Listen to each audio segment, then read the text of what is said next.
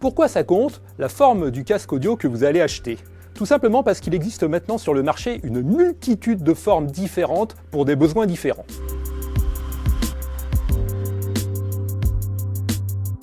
Quand on parle d'un casque audio, on parle normalement d'un modèle avec un arceau qu'on pose sur la tête. Il existe deux types différents de casques audio, les casques audio supra-oral ou supra-auriculaires et les casques audio circum-oral ou circum-auriculaires. Ils se contentent d'être posés sur vos oreilles. En revanche, le modèle supra-oral a un avantage, il est plus petit, donc plus facile à transporter. Dans le modèle circum-oral, il y a encore une subdivision sur les casques fermés ou les casques ouverts. Un casque fermé veut dire que le son reste dans le casque et donc arrive dans vos oreilles. Un casque ouvert, cela veut dire que le son sort du casque. Quel est l'avantage d'avoir un casque ouvert?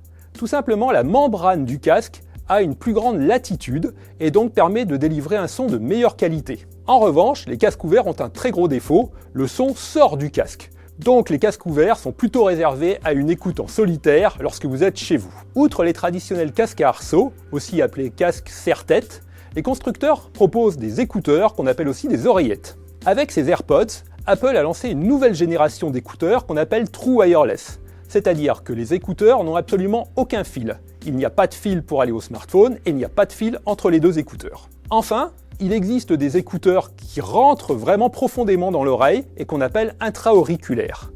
D'autres modèles, comme les AirPods de première génération ou de seconde génération, ne rentrent pas très fort dans l'oreille, ce qui est quand même plus agréable.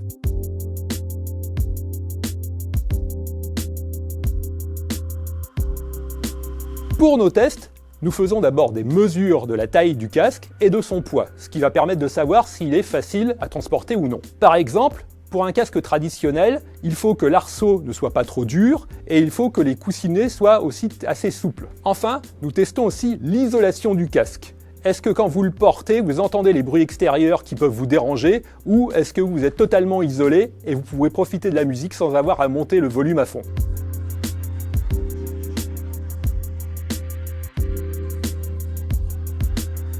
Lorsque vous choisissez un casque audio, il faut d'abord se demander si c'est un casque que vous allez utiliser à la maison ou est-ce que c'est un casque que vous allez utiliser en déplacement. Pour les déplacements, il est évidemment conseillé de choisir un casque facile à transporter, voire d'opter pour des écouteurs qui, eux, sont très faciles à prendre avec vous. Si vous êtes sportif, il existe une catégorie d'écouteurs spécialement adaptés au sport, avec un système de maintien renforcé dans les oreilles.